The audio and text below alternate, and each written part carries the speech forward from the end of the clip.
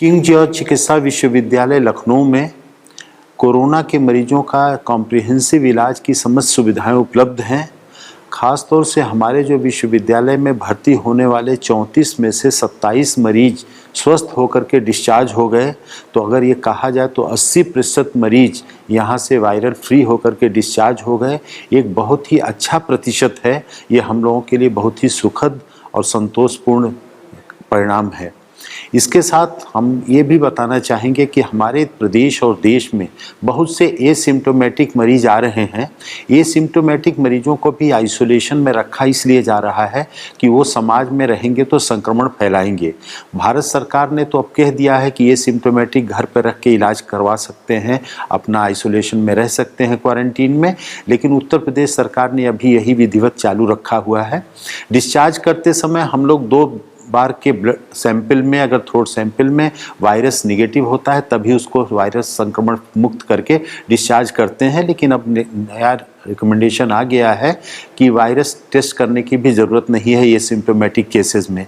ये asymptomatic cases हमारे यहाँ 60 से 80% तक आके जा रहे हैं और इसमें से कुछ मरीजों का वर्तमान में रैंडम सिलेक्शन के माध्यम से जो हॉट एरियाज़ हैं, जो उसमें रहने वाले जनता को, पॉपुलेशन का एक सर्वे किया जा रहा है ICMR के देख रेख में, और उसमें ये देखा जा रहा है कि कुछ लोग पॉजिटिव आ रहे हैं। तो ये दिखाता है कि बहुत से एसिम्प्टोमेटिक रोग रैंडम सिलेक्शन में पॉजिटिव पाए जा रहे हैं और उनमें वास्तव में कुछ इलाज की आवश्यकता नहीं होती है। पौष्टिक भोजन, पर्याप्त नींद, आराम करना और सुपाच्य भोजन को करना, पानी खूब पीते रहना, खास तौर से गर्म पदार्थ, पेय पदार्थ का सेवन करना, हर्बल चाय है, नींबू पानी के गुनगुने पानी के साथ अदरक डाल करके लेना, हल्दी का दूध लेना, उसमें काली मिर्च डाल के, या अदरक, काली मिर्च, लहसुन का मिश्रण लेना। तो इस तरह के, और गिलोय का भी काढ़ा पिया जा सकता है। इन चीज़ों से बहुत ही आशाजनक रिजल्ट आए हैं और इवन पश्चिमी देश और चाइना में भी ये सब प्रयोग किए गए हैं। इस तरह के ख़ास तौर से अदरक और नींबू का प्रयोग गुनगुने पानी में, हर्बल चाय का प्रयोग किया गया है।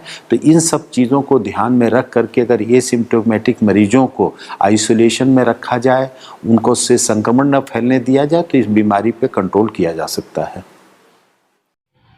कोरोना संक्रमण की इस लड़ाई में किंग जॉर्ज चिकित्सा विश्वविद्यालय गत 2 दिनों में 10 रोगियों को डिस्चार्ज कर चुका है।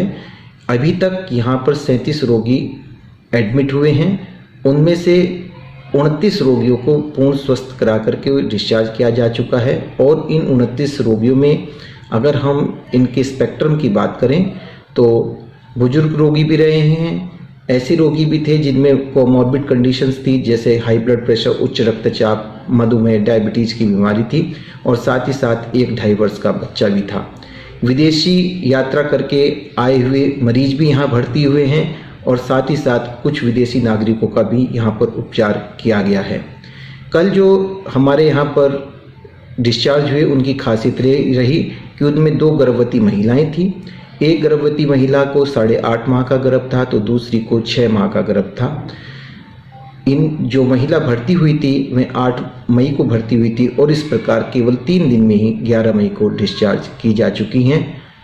हम लोग नियंत्रण और उपचार दोनों ही दिशाओं में सही रूप से अग्रसर हैं और चिकित्सा विश्वविद्यालय प्रशासन पूर्ण रूप से बीमारी को नियंत्रण करने के लिए और उसका उपचार करने के लिए प्रतिबद्ध है।